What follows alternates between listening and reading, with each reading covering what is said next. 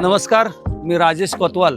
गेल्या 7-8 महिन्यापूर्वी आम्ही असा विचार केला एक नवीन व्यवसाय केसनमध्ये चालू करायचा।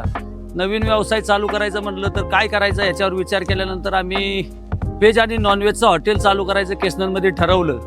हॉटेल चालू करायचं ठरवल्यावर आम्ही एक प्लॉट निश्चित केला की ह्या प्लॉटवर आपल्याला हॉटेल चालू करायचं आहे। त्यानंतर प्लॉट फायनल झाल्यानंतर तो प्लॉट वास्तुशास्त्रात बसतोय का नाही याच्यासाठी आम्ही 3-4 वास्तुशास्त्र तज्ञांशी चर्चा केली। त्यामधून वाघोलीचे प्रसिद्ध तुषार गांधी सर यांच्याशी आम्ही पुढे काम करण्याचं निश्चित केलं।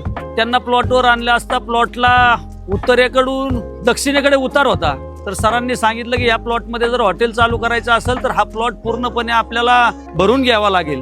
त्यानुसार सरांनी सांगितल्याप्रमाणे आम्ही हा प्लॉट दक्षिणेकडनं भरायला सुरुवात केली आणि उत्तरेला त्याचं पूर्णपणे पाणी पावसाचं उत्तरेला निघेल अशा रीतीने प्लॉट पूर्ण भरून घेतला। आणि त्याच्यानंतर पुन्हा सरांची व्हिजिट झाल्यावर त्याच्यानंतर टॉयलेट कुठं, किचन कुठं, स्टाफ रूम कुठं, ज्यावेळेस ग्राहक येणार आहे त्यावेळेस जेवणासाठी ग्राहक कसा बसला पाहिजे, कुठं बसला पाहिजे, प्लेग्राऊंड कुठं हवंय, पार्किंग कसं हवंय याची उत्तम असं मार्गदर्शन सरांनी केलं।